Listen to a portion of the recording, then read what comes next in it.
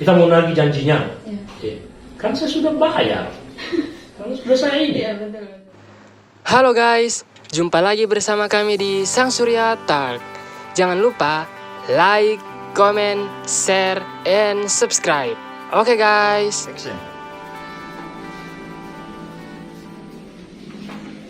Assalamualaikum warahmatullahi wabarakatuh. Hai guys, jumpa lagi bersama saya Elsiana Salim. Tentunya masih di acara yang sama, Sang Surya Talk. Nah, hari ini kita kedatangan tamu istimewa guys. Siapa lagi kalau bukan Bapak Ketua Bawaslu Kabupaten Buol, Bapak Suhardi Badolo. Ya, selamat datang dan selamat sore Pak di podcast kami hari ini. Apa kabar? Alhamdulillah kabar baik. Assalamualaikum warahmatullahi wabarakatuh. Waalaikumsalam warahmatullahi wabarakatuh. Alhamdulillah. Semoga sahabat Sang Surya Talk di rumah juga dalam keadaan baik-baik saja. Amin. Oke Pak, sebelum kita berbincang-bincang pada hari ini, perkenalan dulu lah di awal agar sahabat Sang Surya Talk juga tahu sosok Ketua Bawaslu Kabupaten Buol. Ya, dipersilakan Pak. Ya, makasih. Ya. Tadi sudah disampaikan, nama saya Suhardi Badolo. Terus saya lahir di Bonobogu. Ya. 48 tahun yang lalu. 8 tahun yang lalu, cuma kelihatan masih muda ya. Iya, jadi orang tua saya itu kalau ibu asli Buol. Ya. Cuma bapak saya itu asli Mandar. Nah, kemudian saya pendidikan sekolah dasar itu di Toli-Toli Utara, di Lolalang. Kalau kita ke Toli itu ada yang buat teluk-teluk, nah itu. Terus SMP di Lolalang, kemudian saya lanjut ke Buol, sekolah pendidikan guru. Kemudian lanjut ke Palu, mengikuti pendidikan S1.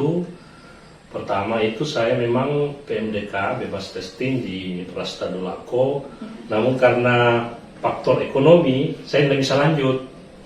Saya harus istirahat, kemudian memutar kepala bagaimana caranya tetap bisa kuliah. Saya coba pindah jurusan dari FKIP, sejarah, ke bahasa Inggris. Tapi sayang dosen wali saya itu tidak ada di tempat, ada ke Jakarta. Akhirnya begitu sudah orang kuliah, sudah tidak bisa diurus. Berhentilah saya bahonor. Nah ini kalian harus tahu ini. Saya itu pernah bahonor di SDN 2 Palu, di SPBU Penegoro. Itu sekolah mantan sekolahnya Gubernur Aziz Namajido. Saya honor di situ. Berapa dia punya gaji atau honor? 150.000. Tahun 93. Kalian mungkin belum lahir. Makanya saya bilang seperti tadi, memang usia saya udah agak umur, cuma masih kelihatan ini. Itu karena mungkin faktor-faktor lain. Kemudian akhirnya satu saat waktu saya SPG itu di Buol, saya punya adik kelas itu sekretaris DPD Muhammadiyah Buol sekarang, namanya Muhammad Singara. Itu adik kelas saya. Saya SPG, dia SMA 2. Saya ketua OSIS, dia anggotaku. Itu saya kelas 3. Suatu saat saya lihat, kenapa ada Muhammad Singara ini di kampus IAIN dulu namanya, IAIN Alauddin cabang Palu di Makassar. Saya tanya, karena saya sudah tidak kuliah kan, bagaimana orang kuliah di IAIN? Orang ini kan bukan orang madrasah alia, bukan pesantren. Ini biasa-biasa saja, ada bahasa Arab di situ. Aduh. Tapi karena orang Buol itu kalau sudah keluar dari kampung, mau hijrah untuk menuntut ilmu, dia harus serius. Dan dia harus sukses. Akhirnya saya putar kepala, saya putar otak, apapun yang terjadi, saya harus kuliah juga. Kalau saya di IAIN, saya bisa mengatasinya karena bisa jalan kaki. Kalau di UNTAD, itu logikanya dulu kuliah di UNTAD, harus ada uang taksi baru bisa kuliah.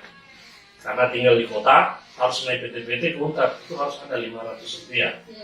Kalau tidak itu, tidak bisa kuliah. Nah, saya mati di situ waktu itu. Akhirnya saya pindah masuk IAIN dengan modal nekat. Ini juga bisa jadi satu motivasi ya untuk teman-teman bahwa kuliah itu bukan nanti punya niat dari orang lain, tapi niat kita sendiri itu yang bisa membantu kita untuk terus mencari ilmu. Gitu ya. Ya, betul itu, harus begitu. Nanti saya cerita sedikit sampai, karena itu kan kenapa sampai saya ada di Bawaslu misalnya. Jadi begitu masuk ada jurusan baru namanya kependidikan Islam, sekarang manajemen pendidikan Islam. Masuklah saya di situ dan saya tidak perpanjang, singkatnya selama kuliah di IAIN itu yang biayai saya sendiri. Masya Allah. Sampai selesai. Luar biasa ya Pak ya.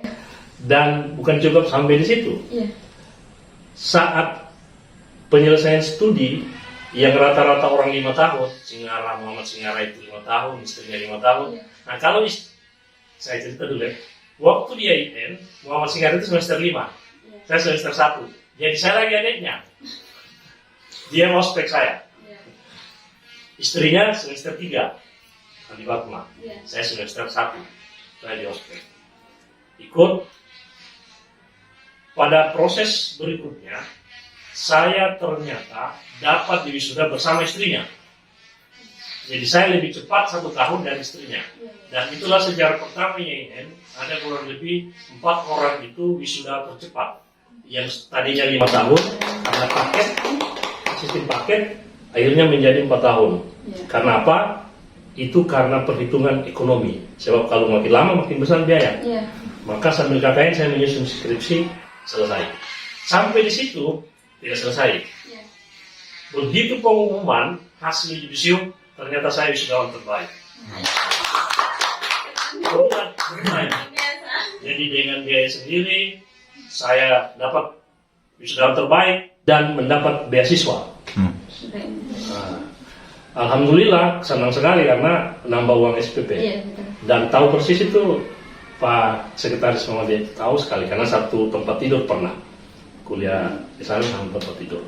Nah, memang bukan nasib karena hidup kita ini ada yang menentukan, rezeki kita itu ada yang menentukan. Saya waktu itu dari 3 wisudawan terbaik, hanya saya yang tidak terangkat jadi dosen. Kenapa? Karena jurusan saya formasinya tidak ada untuk calon dosen. 2 wisudawan terbaik lainnya itu langsung jadi dosen. Maka saya ikut tes CPNS, kembali pulang, ikut tes CPNS di Toltoli. Dari satu kelas 30 orang itu, hanya 1 yang mau diterima. Saya sudah pesimis, saya orang baru lulus. Begitu ikut tes pengumuman, itu bukan tes Pemda, itu tes pusat. Namanya Kemendiknas. Maka muncul pengumuman namaku yang keluar nomor 1. Terangkat pertama di Boilan, SMP Boilan. Itu 2 kali banjir saya hadapi itu. Kalau cuma ini Kamarudin Samsi ini kacang-kacang dulu. Ya, saya dulu dapat banjir di rumah dinas. Sampai itu loyang di bawah Agus 2 kali. Jalan kaki terima gaji. Kalau Samsudin, kalau Kamarudin. Pada saat penyelesaian studi sudah berkeluarga belum? Penyelesaian studi. Iya. Saya kan menikah tahun 2000.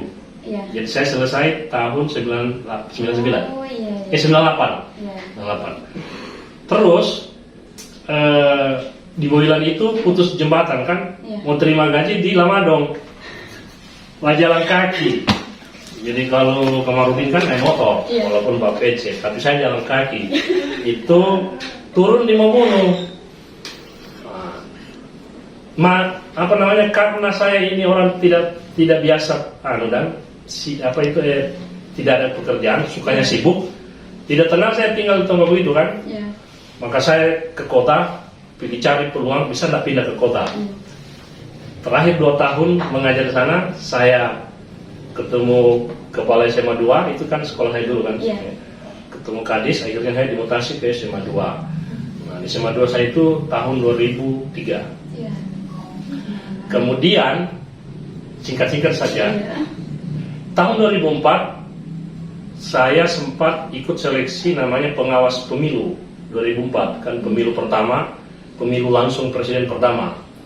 Tahun 2005 saya menghadap bupati, alhamdulillah saya dapat beasiswa S2. Nah, jadi kembali lagi dapat beasiswa, itu beasiswa Pemda. Jadi di Universitas Negeri Makassar, ambil program studi manajemen pendidikan. Dan guru pertama S2 di BOL itu saya dengan Pak Yudi. Jadi itu sejarah di BOL begitu. Saya Juli Yudisium, Yudit Agustus. Cuma Yudit di Gorontalo, saya di Makassar. Mohon maaf nih Pak, Bapak ceritanya. Jadi kan Bapak ini sering terima beasiswa, Iya. apa dapat Syaratnya bagaimana? iya. Ya, Mungkin ada tipsnya buat teman-teman di rumah. iya, terutama hostnya Ya. kan, karena semester 4. Ya betul Pak. Jadi tips untuk dapat beasiswa itu, Iya. waktu itu kan kampus kita lihat dulu dia menyediakan beasiswa apa. Iya. Kalau sekarang itu kan ada KIP kuliah, dulu bidik misi, ada beasiswa prestasi, terus ada beasiswa swasta yang lain-lain. Dilihat dulu itu. Nah saya dulu, begitu saya dengar ada beasiswa Super Smart, maka saya langsung urus. Syaratnya itu nilai. Nilai harus IP paling rendah 3,00. Tidak boleh di bawah itu. Jadi dia memang betul-betul aspek itu. Maka saya dulu dapat beasiswa itu Super Smart di S1. Kalau di S2 beda. Itu jadi kalau macam Oscar kan mau dapat beasiswa, tanya dulu ke pengelola kampus. Kampus ini menyediakan beasiswa apa? Syarat-syaratnya apa? Gitu. Jadi itu kalau dia bilang Super Smart apa? Prestasi berarti harus kemampuan intelektual. Kalau beasiswa itu KIP berarti orang yang tidak mampu secara ekonomi dengan syarat-syarat penerima PKH, penerima kartu miskin dan seterusnya. Gitu. Jadi itu ya teman-teman buat kalian yang buat saya dan juga teman-teman di rumah yang mau mengejar impiannya dan melalui beasiswa, itu bisa disimak tadi apa yang dikatakan Bapak Suhardi. Itu sangat memotivasi untuk teman-teman semua ya, untuk saya pribadi dan juga kita semua. Oke, lanjut nih Pak ya, kita berbicara persoalan perjalanan karir Bapak. Itu kan tadi sudah dimulai dari pengawasan, dari awalnya diangkat jadi pengawas Iya, 2004. Iya. Waktu itu saya sudah jadi guru SMA 2. Iya. SMA 2 ikut tes melalui unsur akademisi. Iya. Diterima pemilu 2004. Kemudian habis itu enggak lagi saya mengajar. Kemudian 2005 saya S2 pulang ikut seleksi cakep calon kepala sekolah. Iya. Setelah itu hasilnya ternyata saya dikasih lihat oleh PMPTK Dinas Dikbud, Iya. Dinas Pengajaran Gol, saya paling nilai tertinggi. Semua calon kepala sekolah. Jadi yang menilai itu dari LPMP provinsi, kemudian dari dinas provinsi, termasuk satu dari Universitas Dolako, itu independen penilaiannya. Saya dikasih lihat Pak Hermanto, nilai saya tertinggi. Padahal yang ikut tes itu ada kepala sekolah yang sedang menjabat, karena dites kembali. Jadi kita yang belum, baru guru biasa, ikut juga tes. Nah ditempatkanlah pertama di SMP 2 itu. Jadi itu kan SMP 2 itu kan dalam kota dan sekolah yang paling banyak murid di Buol ini. Saya belum pernah punya pengalaman langsung ditempatkan di situ. Terus apa yang terjadi? Begitu saya masuk ke situ, ada salah satu guru, ternyata guru saya waktu SMP. Jadi kaget ya. Nah, dan dia jadi wakil saya, Iya. jadi wakil kepala sekolah. Padahal itu guru saya yang mengajar saya SMP di Laulalang, Pak Jamaluddin Hanyala. Tapi namanya juga kita ditempatkan di situ ya, secara moral memang bagaimana ya, kita ada sekali, bukan cuma ada dia tampil-tampil kemarin ke sekolah. Sekarang tidak mungkin saya perintahkan, tapi karena tugas ya saya punya pendekatan tersendiri. Saya tidak mau apa itu kayak arogan, saya kan kepala sekolah, Bapak kan wakil, tetap minta petunjuk, komunikasi. Nah setelah itu saya 5 tahun 2 bulan di SMP 2, saya memohon sendiri untuk pindah. Ternyata jadi kepala sekolah itu ya positif negatifnya ada. Iya, betul. Karena saya ini orang yang nggak suka diintervensi begitu, saya lebih suka menghadap pengawas. Saya tarik ulang ke guru SMA, asal saya dulu. Keluarlah SK, tapi bukan SMA 2, padahal saya minta SMA 2, SMK 2 di Kulang. Jadi Pak, kenapa SMK 2? Jadi Kabit bilang, almarhum Ibrahim Guru Galak, aduh dia bilang tak salah, anu ulang, sudah jawab, Saya coba dulu di SMK 2. Saya jalani, di sini saja Pak. Akhirnya tahun 2017, saya ikut tes Panwas Pemilu. Iya. Lolos, Iya. sampai Palu lolos, dan itu masuk Panwas ad hoc. Iya. 2018 harus ikut seleksi lagi, namanya Bawaslu, sudah Iya. Bawaslu. Saya ikut lagi, dites lagi seperti tes orang masuk polisi, pakai celana pendek, putih-putih, tes kesehatannya itu dari A sampai Z, sampai tes kejiwaan, tes psikolog, pokoknya lengkap. Akhirnya, alhamdulillah RI mengamanatkan, jadi ditempatkan kembali di Bawaslu untuk 5 tahun ke depan, dari 2018 sampai 2023 bersama Pak Karyanto dengan Pak Sumarli. Nah, itu singkatnya aja tuh. Wah, keren sekali ya. Ternyata sekian panjang perjalanannya, ada suka, ada dukanya yang Itu belum panjang itu baru. yang sudah dilewati Bapak. Ya harus. Kalian juga harus begitu. Artinya mau jadi sukses Iya. itu apa ya? Mungkin juga sudah pernah disampaikan. Harus satu tuh harus sabar. Kemudian harus ulet. Kemudian jangan ini yang banyak saya perhatikan. Saya kalau mengajar selalu saya tahu. Jangan gengsi kalau hal-hal yang betul. baik. Iya. Anda tahu saya sekolah di SPG itu waktu tinggal di Leok jalan kaki itu tanteku suruh bawa kue.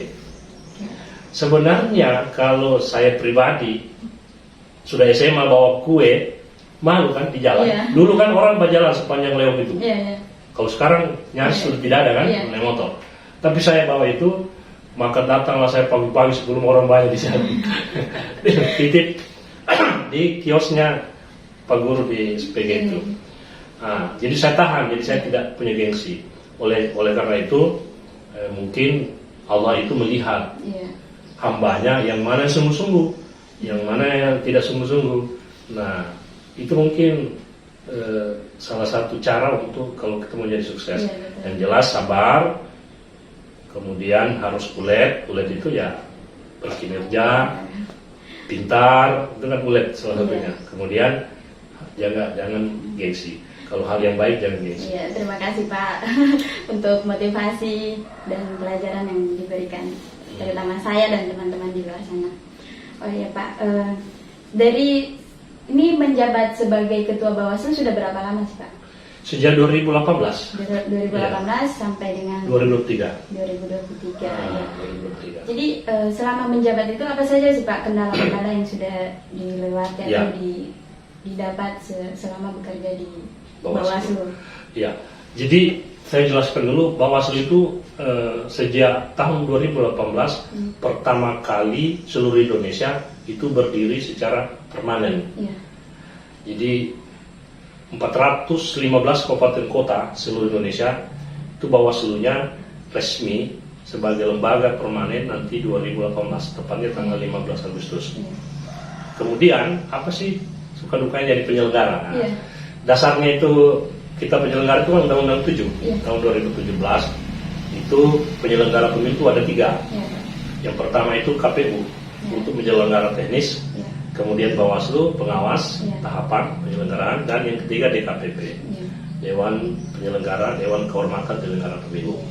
Itu penyelenggara pemilu. Terus khusus Bawaslu bagaimana suka duka. Iya. Bawaslu itu karena sebagai pengawas dia harus menguasai multidisiplin ilmu. Berbeda dengan KPU. KPU itu teknis. Iya. Namanya teknis, ketika teknis sudah urai, ada juknis, itu dikerjakan. Tapi kalau Bawaslu, dia harus banyak memahami disiplin ilmu, terutama ilmu hukum. Iya. Ilmu termasuk sosiologi, ilmu politik, termasuk ilmu pendidikan. Iya. Kenapa? Sebab jika ada peserta pemilu yang datang mengadu, kita kan harus memahami apa kira-kira yang harus kita berikan ini supaya nyambung. Berarti ilmu didaktik di situ. Terus dia bilang begini, berarti ada masalah begini, hukum ini, berarti harus pendekatan ilmu hukum. Terus ada gesekan begini, ilmu sosial. Iya. Nah, kami di Bawaslu itu kalau sukanya sebagai penyelenggara itu bisa turun ke masyarakat, memberikan berbagai macam informasi yang sebelumnya belum diketahui, terutama di dunia pengawasan pemilu. Makanya Bawaslu itu punya program pengawasan partisipatif, peran masyarakat, teman-teman adik-adik ini untuk mengawasi. Karena apa? Penyelenggaraan pemilu itu kan diadakannya Bawaslu karena punya filosofi pemilu kita ini belum baik-baik saja, masih banyak pelanggaran. Apa sih yang harus diawasi? Ya banyak. Semua tahapan dalam penyelenggaraan pemilu itu diawasi oleh namanya pengawas pemilu. Mulai dari misalnya penyusunan pemutahiran data pemilih, kita awasi juga. KPU yang secara teknis menyusun itu. Jika kita misalnya dapat ada masyarakat ternyata dia belum terdaftar, KPU belum daftar, maka kami merekomendasikan ke KPU supaya nama si A, alamat ini itu dimasukkan sebagai daftar pemilih. Nah, pertanyaan saya sekarang, LC sudah terdaftar sebagai pemilih atau belum? Alhamdulillah sudah satu Oke. kali. Di daerah mana? Di Leop 2. Oh, Leop 2. Berarti sudah satu kali ikut pemilu. Nah, baik, berarti aman. Terus apalagi yang diawasi? Partai politik yang mendaftar. Ya, ini info terbaru. Ini sekarang sudah mulai banyak partai politik baru. Kemarin ada Pelita, itu Din Samsudin. Kemarin lagi ada Partai Umat, Amin Rais. Ada lagi partai lama tapi mendaftar ulang. Perindo, Hanura, PBB, Berkarya, Garuda, itu mendaftar ulang. Bahkan ada lagi yang lain. Nah, itu mereka mendaftar di pusat, jadi kemudian dilakukan verifikasi. Misalnya di kabupaten, kita verifikasi benar tidak ada pengurusnya, ada kantornya. Nah, itu diawasi oleh Bawaslu, KPU yang melakukan verifikasi. Kami mengawasi, jangan sampai KPU misalnya ternyata tidak melakukan verifikasi tapi dia katakan memenuhi syarat. Nah, Bawaslu ada di situ. Ada lagi tahapan, misalnya calon DPD. Calon DPD itu kan syaratnya itu dukungan KTP. Nah, KPU melihat, kemudian kami meminta koordinasi KPU. Nama si A, coba lakukan misalnya sampel, benar nggak dia didukung oleh si ini di lapangan. Turunlah kami bersama KPU mengawasi. Setelah didapat, ternyata ditanya, Bapak benar mendukung ini anggota DPD? Ini KTP-nya Bapak? Aduh, saya tidak pernah. Itu Bawaslu merekomendasi dicoret. Karena banyak KTP-KTP yang beredar di tempat mana saja itu mungkin diambil. Ada di fotokopi, ada di koperasi, diambil, disuruh mendukung, padahal tidak pernah mendukung. Nah, itulah tugas-tugas kami. Tapi itu pelaksana teknisnya KPU. Kami mencoba mengawasi. Makanya teman-teman yang ada di kampung masing-masing, jika ada nanti verifikasi apakah parpol atau anggota DPD, ya silakan beri masukan ke pengawas terdekat. Jadi mungkin ada kasus-kasus yang terjadi sebelum pemilihan, Pak. Mungkin apa saja itu, Pak? Kasus-kasus yang terjadi. Contohnya kayak money politik atau mungkin ada kasus-kasus lain. Ya. Yang namanya pesta. Kebenaran itu pasti ada dugaan-dugaan pelanggaran-pelanggaran. Khusus Kabupaten Bohol pada pemilu kemarin 2019 itu kami memproses ini yang ada petunjuk-petunjuknya atau bukti-bukti awal. Itu memproses kurang lebih 8 dugaan politik uang. Itu laporan yang datang laporan datang ke Bawaslu, dilakukan registrasi, kemudian pembahasan. Nah, kalau dugaan politik uang itu dalam undang-undang pemilu namanya pidana, pidana pemilu. Maka kalau pidana pemilu ada lembaga yang memproses itu namanya Sentra Gakumdu, Sentra Penegakan Hukum Terpadu, yang terdiri dari KPU, Bawaslu, polisi dan jaksa. Nah, yang 8 yang dilapor ke kami itu kami proses melalui Gakumdu. setelah dilakukan proses pembahasan satu, pemenuhan bukti-bukti begitu, pemanggilan saksi, meminta keterangan, dari 8 itu semuanya berhenti di pembahasan kedua karena saksi yang dimintai keterangan itu tidak dapat membuktikan, atau saksi itu tidak bisa kita jadikan saksi karena saksi itu kan melihat, mendengar, mengetahui. Nah, yang dipanggil dan oleh pelapor dan sebagainya itu kita tanyai, misalnya uang. Ini uangnya siapa? Saksi bilang, oh ini uang saya, bukan uangnya caleg, bukan. Kita tidak langsung iyakan. Terus dari mana uang, kenapa ada misalnya caleg ini, mana promosi segala macam. Itu sudah wilayah teknis Gakumdu itu. Bagaimana caranya saksi ini bisa. Nah, dari 8 kasus yang dilaporkan itu, dan ada juga temuan, itu memang saksinya yang betul-betul pasang badan. Nah, saya mau jelaskan termasuk kepada masyarakat. Kalau Undang-Undang 7, di Undang-Undang 7 itu dugaan pelanggaran pidana pemilu yang dikenai sanksi itu adalah caleg atau paslon atau orang yang terdaftar dalam struktur, misalnya tim, nama-namanya itu jelas dalam SK. Kalaupun saksi-saksi yang atau masyarakat yang melapor atau yang kedapatan itu tidak dikenai dia. Nah, olehnya itu kita telusuri, harusnya jawab bahwa uang ini dari caleg. Kalau dia jawab begitu, ini satu saksi, kita langsung pegang. Cari lagi satu alat bukti dalam penelusuran untuk tingkat penentuan kasus naik ke pengadilan atau tidak, harus 2 alat bukti minimal. Kalau saksi sudah sebagai satu alat bukti, maka ada lagi cari apa itu, misalnya uangnya ada, atau ada foto sedang kasih uang, itu dokumen, itu alat bukti. 2 unsur itu terpenuhi. Tapi saksi yang kita periksa, bahkan ada yang lari,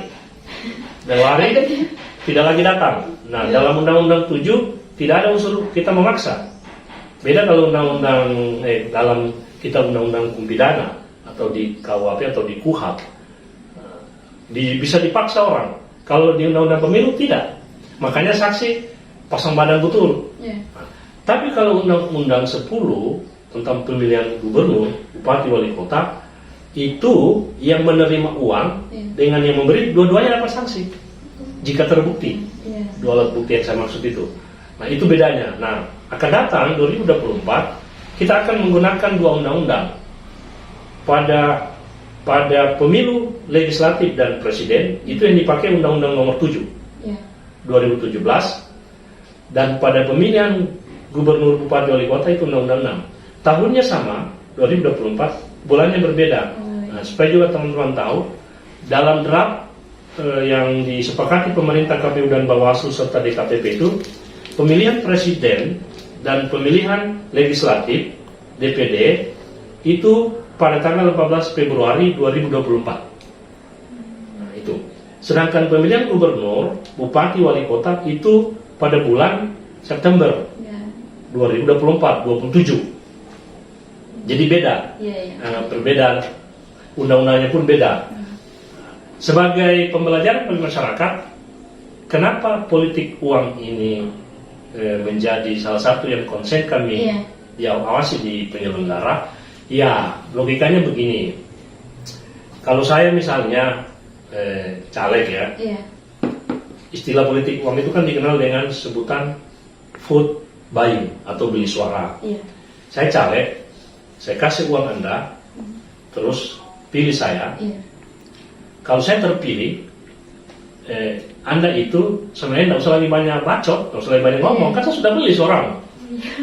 Nah, efeknya adalah satu, karena saya tadi mengeluarkan uang sudah, caleg, tentu ketika saya jadi, saya memikirkan bagaimana uang itu bisa kembali dengan berbagai cara, mungkin ya macam-macam lah, itu namanya integritas.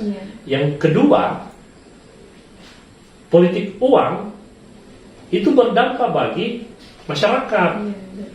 Misalnya kita mau nagih janjinya, Kan saya sudah bayar, kan sudah saya ini. Iya, betul. Karena saya sudah mengeluarkan uang untuk beli suara Anda, sama dengan saya beli barang Anda. Nah, efeknya ialah itu tadi. Kalau begitu, kalau begitu bagaimana menjalan program? Iya. Karena saya bukan jual program. Iya. Tapi kalau Anda pilih saya karena program saya, Anda tagih. Iya.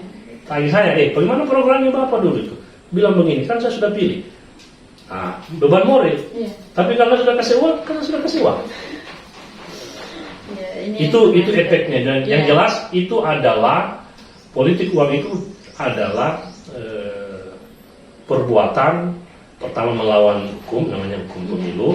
Yang kedua itu sama dengan merusak tatanan demokrasi serta melemahkan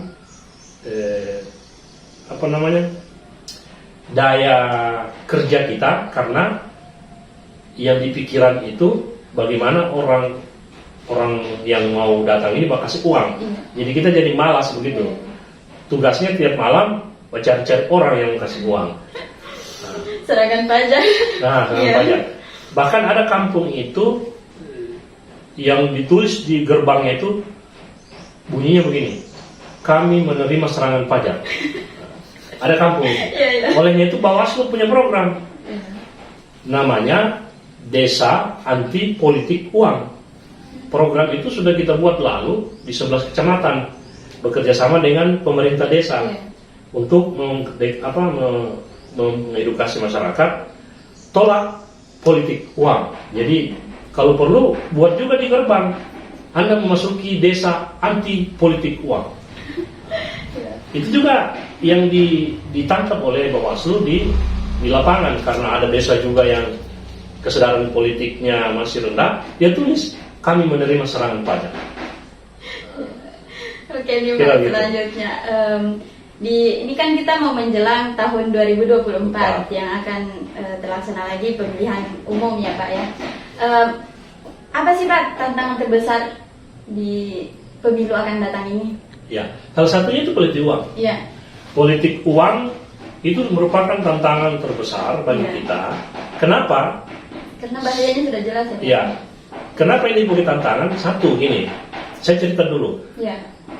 Desa, kabupaten, provinsi atau negara yang ekonominya tidak maju, maka politiknya tinggi.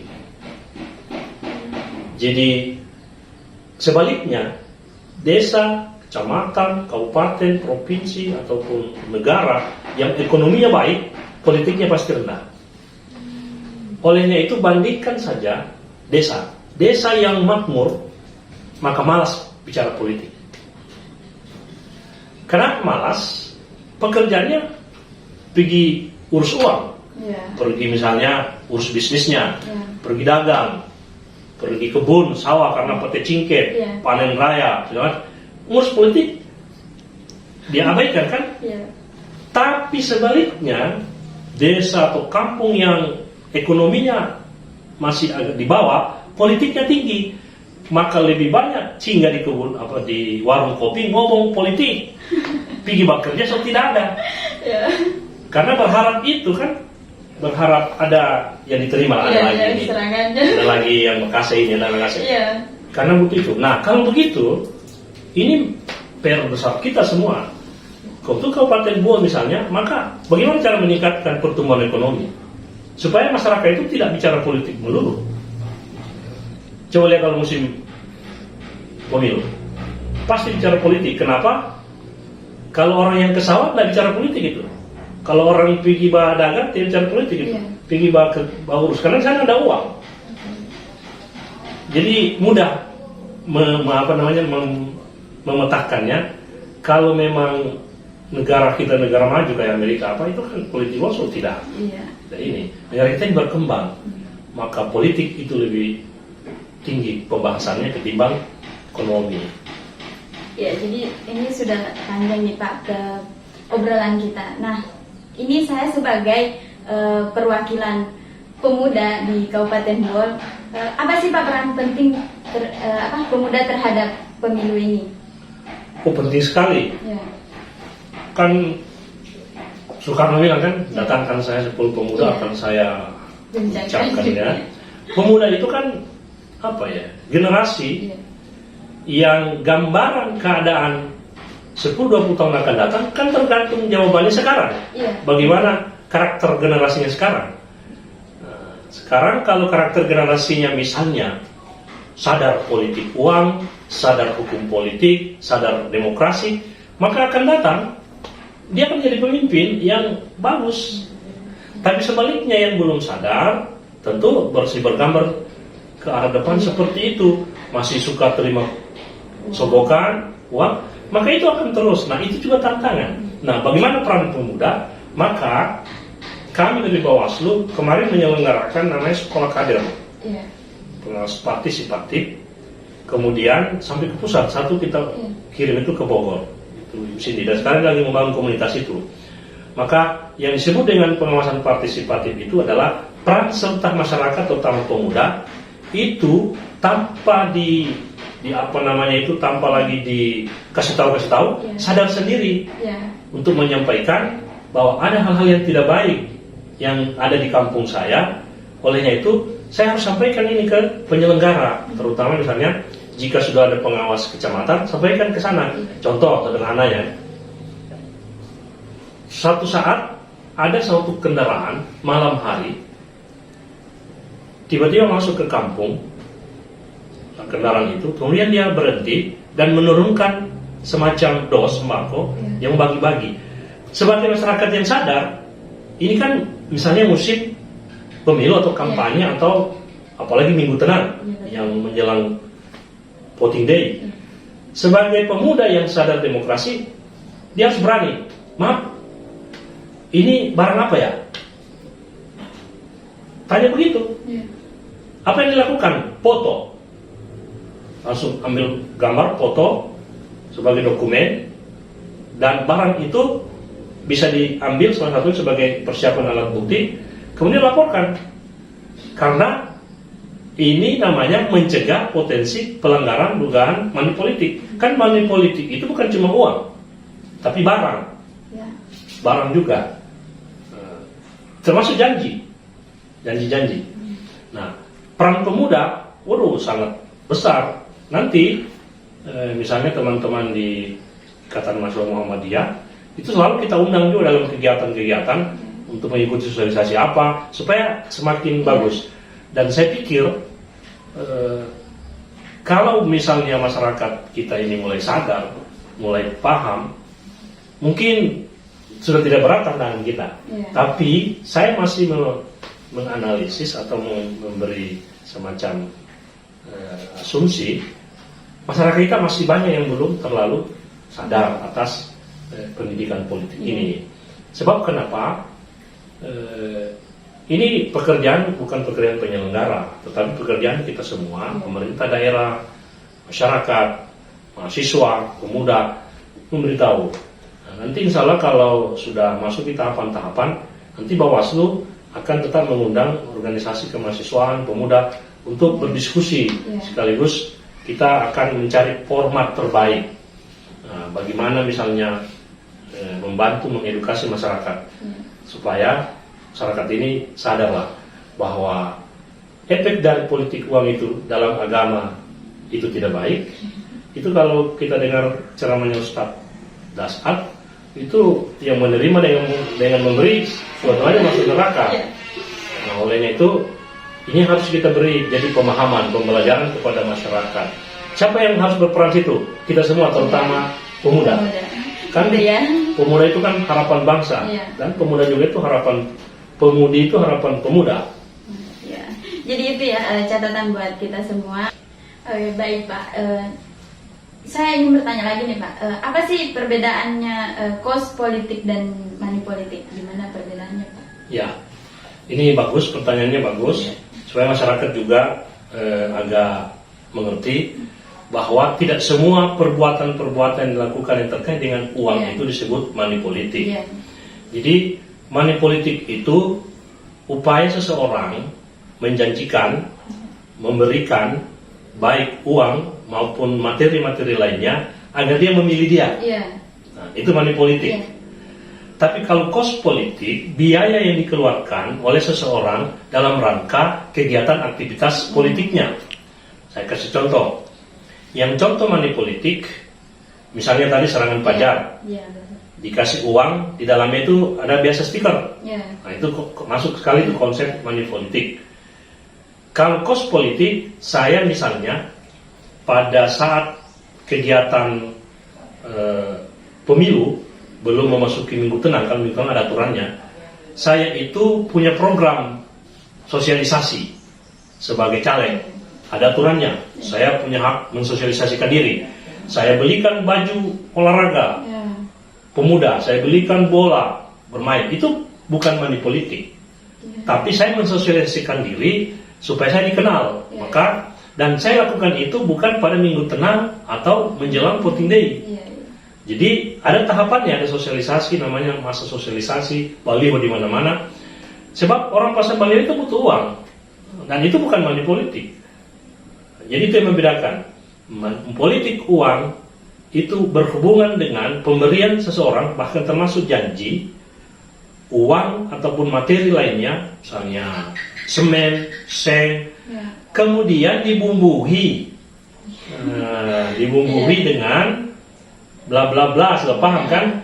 Misalnya jangan lupa nomor 5, ada stiker dikasih, ada kalender. Nah itu politik uang, karena kita dibatasi, dikekang supaya kita pilih dia. Saya kasih ini semen, tapi 10 suara. Nah, kalau kos politik tidak ada, mau berapapun kita kasih keluar untuk kegiatan-kegiatan kita yang kaitannya dengan tahapan sosialisasi misalnya, tidak ada masalah. Misalnya, supaya di desa itu saya bisa banyak suaraku, ya anak muda saya kumpul, kita bikin olahraga, saya belikan kamu baju, bla. Oke, kita buat pertandingan, juara 1 hadiahnya. Nah, saya akan mensosialisasikan ini. Nah, itu namanya kos politik atau biaya politik. Jadi itu ya teman-teman, perbedaan antara money politik dan juga kos politik. Oke, lanjut nih Pak. Saya ini penasaran, sebenarnya Bapak ini menggeluti organisasi apa sih? Dari sekian perjalanan perbincangan kita hari ini, itu saya penasaran, Bapak ini sebenarnya organisasinya apa saja? Oh ya, kalau di sekolah dari SMP, kemudian sekolah menengah atas, saya ketua OSIS. Jadi organisasinya itu lebih banyak ke intra kurikuler atau kegiatan di dalam kelembagaan. Begitu saya masuk ke kuliah, sama saya waktu kuliah juga mulai dari pengurus himpunan mahasiswa jurusan, kemudian pengurus senat, walaupun bukan ketua. Ya. Adapun kalau yang di luar kampus, itu saya pernah di kader, pernah ikut pengkaderan Pemuda Muhammadiyah Palu Barat. Yang mengkader saya itu Mawar Singara. Dan Andi Padma. Jadi saya ingat sekali itu dengan ada satu dari Lu Yusrin. Ya, untuk kegiatan di luar kampus tahun 94 masih semester 1. Karena saya masuk 94. Itu pernah mengikuti basic training di Pemuda Muhammadiyah Palu Barat bersama dengan Nasihatul Aisyah Palu Barat. Dan salah satu yang kader saya itu sekretaris jenderalnya Muhammadiyah Buol. Nah, kemudian kalau di luar kampus, setelah selesai kampus, di masyarakat. Di masyarakat pernah jadi pengurus DKPRMI Kabupaten Buol, pengurus Warcap Gerakan Pramuka Kabupaten Buol, pengurus PGRI Kabupaten Buol, kemudian MUI pernah dilakukan Kabupaten Buol, dan sekarang yang masih aktif itu Wakil Ketua Dewan Pengupahan Kabupaten Buol. Selain di Bawaslu, saya juga masuk Dewan Pengupahan Kabupaten Buol, Wakil Ketua. Ketuanya Pak Dadang, Kadis Tenaga Kerja, dari unsur akademisi. Nah, kemudian pernah menjadi sekretaris tim seleksi KPU Kabupaten Buol tahun 2008. Jadi kami menyeleksi KPU Buol Saya juga dari unsur akademisi. Kemudian pada tahun 2013,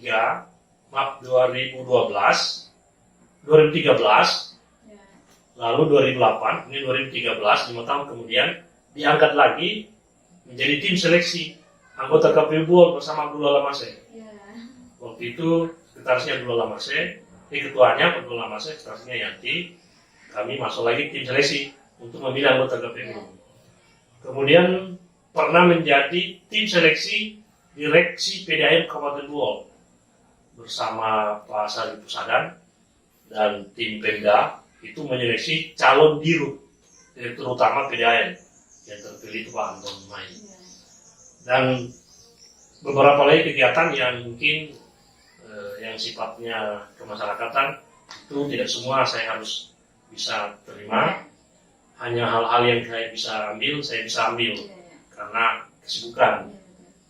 Tentu pengalaman organisasi itulah yang membawa kita bisa berbuat di masyarakat. Apalagi misalnya saya seorang guru. Sebagai seorang guru itu insya Allah kita bisa ditempatkan di mana saja bisa. Di Bawaslu kita bisa, dan satu-satunya PNS di Bawaslu Kabupaten Kota Sulawesi tinggal saya.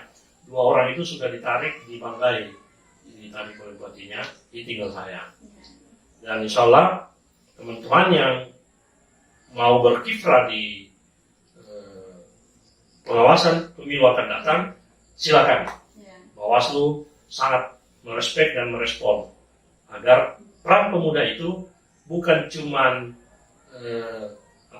memberikan semacam kritik-kritik, tapi juga berperan serta memberikan input kepada Bawaslu bahwa ini pekerjaan kami supaya demokrasi kita akan menjadi bagus. Ya, itu ya catatan buat teman-teman semua bahwa pengalaman organisasi itu penting untuk kita ke depannya.